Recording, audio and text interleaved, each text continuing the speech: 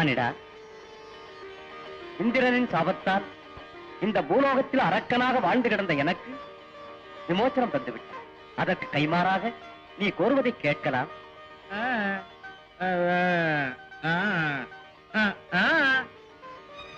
புரிந்துவிட்டது மானிடா. மறந்துவிட்ட நேற்றும், மதிமயங்கிய இன்றும் இனிமேல் உன் நினைவுக்கு வரும். இருள் மூடிய உன் வாழ்வு ஒளி பெறும்.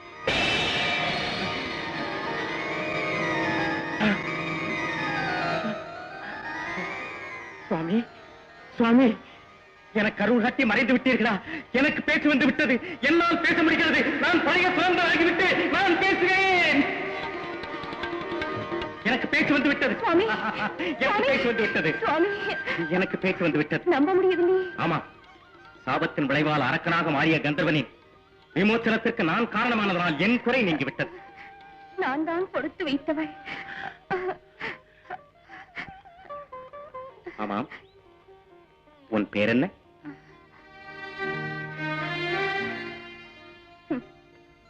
வாளுக்கு கங்கணம் கட்டி நம் திருமணத்தை நடத்தி வைத்தார்கள். மகனுக்கு தந்தையாக போகிறீர்கள். இவ்வளவு நாளைக்கு பிறகு நம் பெயரை கூட ஒருவரே ஒருவர் கேட்டு தெரிந்து கொள்ள வேண்டியிருக்கிறது. சுவாமி, என் பெயர் அன்னபூரணி. அன்னபூரணி, நிறைவான பெயர். அன்னபூரணி, என் பெயர் சுனந்தன். இவ்வளவு உணர்ச்சியுடன் பேசும் நீங்கள் உண்மையானது எப்படி? என்னால் நம்ப முடியவில்லையே. அன்னபூர்ணா, பஞ்சலிங்கேஸ்வரர் மலையடிவாரத்தில் இருக்கும் அமுதானந்த குருதேவரிடம் நான் மாணவனாக இருந்த போது என் தோழன் ஒருவன் செய்த துரோகத்தினால் என் வாழ்வே வழிமாறியது. என்னை எல்லா வகையிலும் கேள்விக்குறியாக்கி அவன் எங்கிருந்தாலும் சரி விடமாட்டேன். அடே, உன் கொடுமைக்கு முடிவு கட்டாவிட்டால் நான் சுனந்தன் இல்லையடா மார்த்தாண்டா. ஓ பைரவி, பிரச்சண்ட பைரவி, அல்லும் பகலும் உன்னை தொழுவதே என் கடமையாக நினைக்கும் எனக்கு அருள் காட்டி தரிசனம் தந்து நான் கேட்ட வரங்களை தர வேண்டும் தாய். ருத்ர, ரௌத்ர, சூத்திர சக்தி, ஆதிசக்தி, மகாசக்தி, பிரச்சண்ட பைரவி, நேர்மேல் நடந்து காற்றிலே மிதந்து மானிட பிறவியில் எவனும் செய்திராத அளவுக்கு பல கோடி முறை உனது மந்திரங்களை ஜபித்தேன். எனக்கு அருள் வழங்கு தாயே. அம்மா, தாயே பைரவி, ஏன் இந்த மௌனம்? இல்லையா தரிசனம்? நான் செய்த பூஜைகள் தவங்கள் வீணாகிவிட்ட பிறகு இந்த தேகமே தேவையற்றது.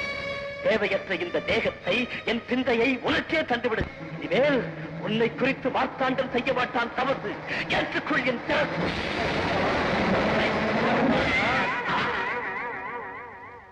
இதயபூர்வமான அர்ப்பணமா? சுத்ரா, ஏன் இந்த சந்தேகம்? மார்த்தாண்டா, பூஜைகளை முழுமையாக செய்யாமல் பாதி செய்து பலன் கோரினால் கிடைக்காது. பாதி பூஜையா? உன் சுவடியில் உள்ள மந்திரங்கள் முழுமையானதல்ல. என்னை நீ நேர்முகமாக கண்டு சக்தி பெற்ற அந்த கணமே சுவடி மந்திரத்தின் வேலை தீர்ந்து விட்டது. சுத்ரா, இனிமேல் பிரச்சண்ட பைரவி பேச வைப்பதற்கு மார்க்கமே இல்லையா? இருக்கிறது. சொல்லு சுத்ரா, சொல்லு. உடனே அதை செய்கிறேன். சொல்லு.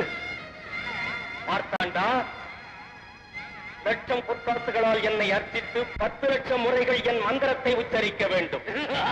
இதுதானே? இப்போதே ஆரம்பித்து விடுகிறேன் பூஜை. நான் கேட்கும் பொற்காசுகளை பெற வேண்டிய விதம் சொல். தேவதாசி வீட்டிலே பிறந்து கன்னித்தன்மை கெடாத ஒரு யுவதி பொழுதுக்கு ஒரு புருஷனிடம் 100 பொற்காசுகள் சம்பாதிக்க வேண்டும். அப்படி சம்பாதித்த லட்சம் பொற்காசுகளால் என்னை அர்ச்சிக்க வேண்டும். தேவதாசி வீட்டில் பிறந்தால் கன்னித்தன்மை கெடாதா? குருதேவா, விஷப்பரிச்சை. தாசி வீட்டில் கற்பை அடகு வைப்பதும் அங்கு கன்னித்தன்மை கிடாதவளை தேடுவதும் நடக்குமா குருதேவா? சந்தர்ப்பம் குருதேவா, சந்தோஷம் குருதேவா. நம்பிக்கையற்ற பிண்டங்கள். ஜெய் பிரச்சண்ட பைரவி.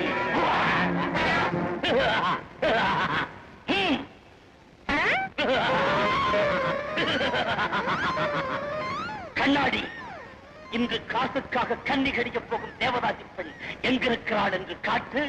ஜெய் பிரச்சண்ட பைரவி.